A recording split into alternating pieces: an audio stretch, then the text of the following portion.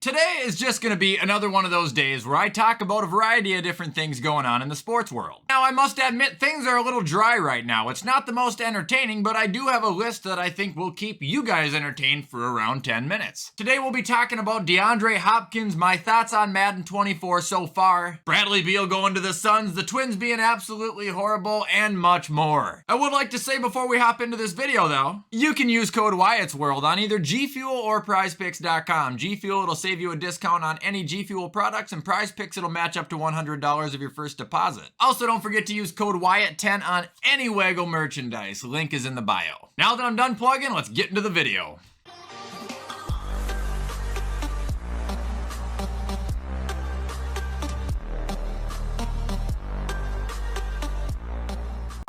Alright, so the first topic of the day is in fact going to be DeAndre Hopkins because I do have some news on him, just not really big news. The news I have on him is that he is not expected to sign anywhere until around the start of training camp. And I mean, that's only smart on his behalf because it gives him a full picture on what teams are actually going to look like. That news also comes from Ian Rappaport himself, so it is credible, but I mean, it just makes sense. There is still a lot of time for acquisitions, trades, cuts, anything to happen. Don't move too quick, D-Hop, but come to Buffalo.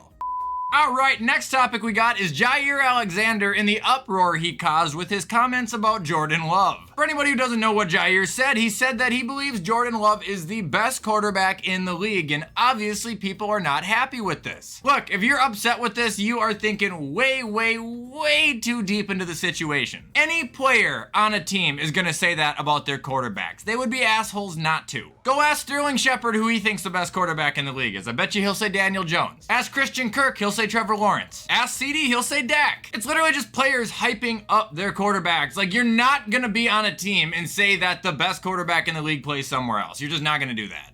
Alright, and ending on football, I'm just going to give my quick thoughts on Madden 24, but I do just want to let the viewers who are new to me know that I am not a trend follower or a crowd follower. I don't like things because they're popular. I'm a very honest dude. With that being said, I think Madden 24 unfortunately looks like a steaming pile of shit. Gameplay-wise, the game looks horrendous. It looks slow, it looks clunky, it looks like the last 3 disasters we've gotten, and it's no surprise because once again, they're introducing new field sense technology. Why do you constantly introduce new things, EA, without mastering your old stuff? Because what you're gonna do is add new bullshit onto the same buggy mess that you've introduced the last 3 years. Game still looks animation based, with the addition of a new animation for like 3 quarterbacks where you can now just do a Superman dive whenever you want because hell, that happens all the time. Like, if the gameplay ain't good, the game ain't gonna be good. I'm not gonna wanna play MUT, I'm not gonna wanna play the Return of Superstar mode, which would be fun. I'm not gonna wanna play the new 3v3 mode, which is probably just KO, but not KO anymore. I'm not gonna wanna go into franchise and mess around with the customization of the new teams we got, or trying to trade with up to 6 slots. I ain't gonna wanna do any of that if the gameplay is bad, and it looks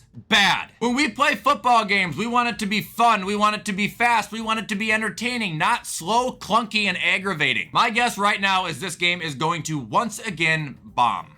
Now we're moving on to the topic of basketball, which is something I don't talk about a whole lot, but 2 pretty entertaining things have happened recently, well, since the last episode of this. So first off, Ja Morant has finally been issued his suspension for, you know, flashing a gun multiple times over the course of like 2 months. His suspension is 25 games. Now, out of a 82 game season, that could seem like a lot, it could seem like not enough. To me, it's whatever because he didn't kill anybody, he didn't shoot the gun, he just had it, it's whatever. But it's what Ja is saying that is kind of making me laugh, and that's how the NBA is out to get him. I know I just kind of backed him up in the sense that he didn't shoot anybody, he didn't shoot the gun, but you don't flash guns around, like what? And it's even funnier because he got caught with the gun, and then after it finally kind of cooled down, he was with his friend in a car on Instagram, and he just whips out another one. Like, what are you doing? I know Ja Morant has a ton of hate on him for being a fake gangster and fake tough and all this stuff. I don't watch basketball close enough to hate him for that. I know he's a good player, but I just think he's an absolute clown for saying that they're out to get him when he's literally just doing it all himself. Up next in the NBA, Bradley Beal was traded to the Phoenix Suns from the Washington Wizards. In return, they got Chris Paul, another player, and I think a couple of draft picks, and obviously ditched Bradley Beal's huge contract. That's all I have to say on the trade. You know, I kind of do feel bad for CP3, and I wonder if he's going to try and maybe get traded or cut so he just doesn't have to play there. But what I do want to say on it is I feel bad for Kevin Durant, and I might get shot at for saying that because I don't know if it's really all his fault. People just want to say Kevin Durant's building another super team. Kevin Durant this, Kevin Durant that. Are we sure that this is even KD's doing? Like, is he the force behind this? And even if he is, can you blame him? The Suns clearly weren't good enough to win with CP3. They had to replace it. I sound like such a Suns fan. I'm a KD fan, and I'll fight for my man. He's innocent, damn it! All right, moving on to baseball real quick. We just got two quick things to talk about, and we'll start off with the Cincinnati Reds because what is going on? I look a couple weeks ago, they're terrible. They're in like 4th or 5th place, like 9 games behind 1st place, I'm pretty sure. I look today, they're in 1st. I know they got Ellie De La Cruz, who is basically a spitting image clone of O'Neal Cruz in Pittsburgh. They play just alike, they look just alike, they're both elite. But what is going on there besides that? Like, I just don't understand what I missed. To anybody in my Twitch chat who's been asking me my opinion on the Reds lately, and I've been kind of shrugging my shoulders going, I don't know, I apologize because I didn't know that this was going on there. Baseball is just crazy, dude. You seriously can't take your eye off of it because once you do, everything is just gonna be completely different. But congratulations, Cincinnati, keep it up.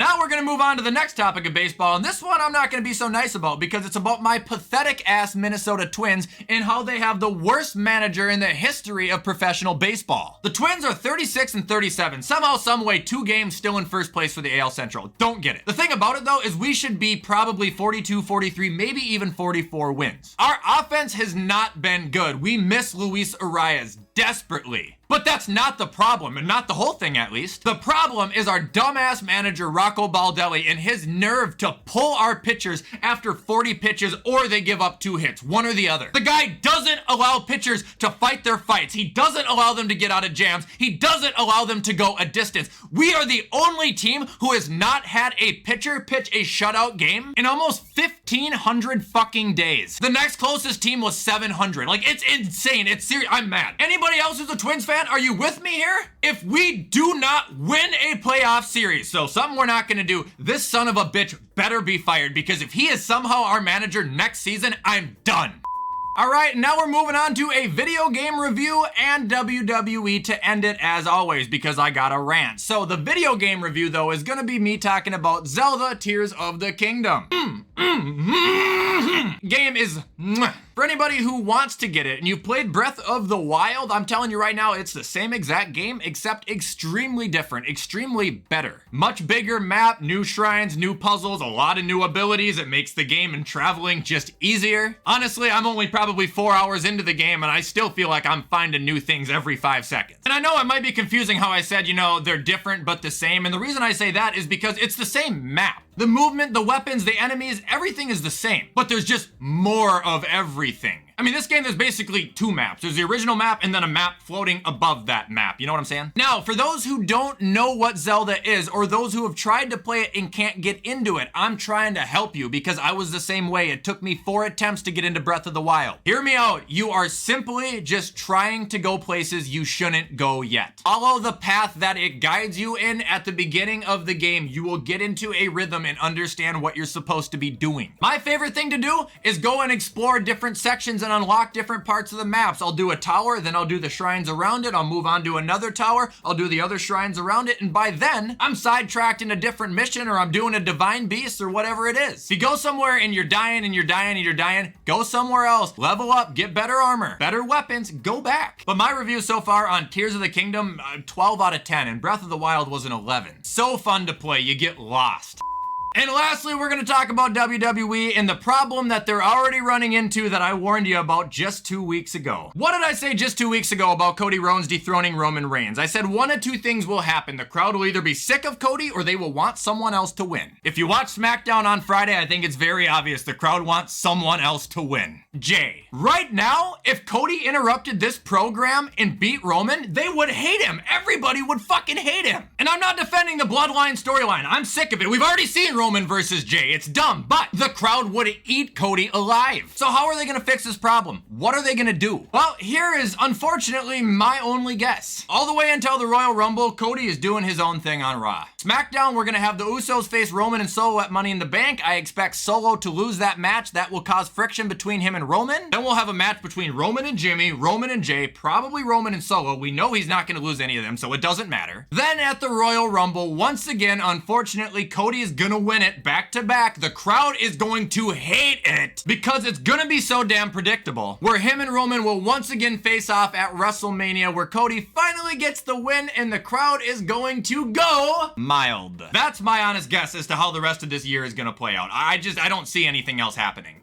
Anyway, guys, that is going to be all for today's video. I hope you guys are continuing to enjoy these little news videos. If you do, you already know what to do to show support. Comment, like, subscribe, turn that bell on. I do my best to post on this channel every single day. With everything I just said, though, I'm going to hop off and get this edited so you guys can watch it on time. I hope you all have a fantastic rest of your week, and as always, I will see you in the next video.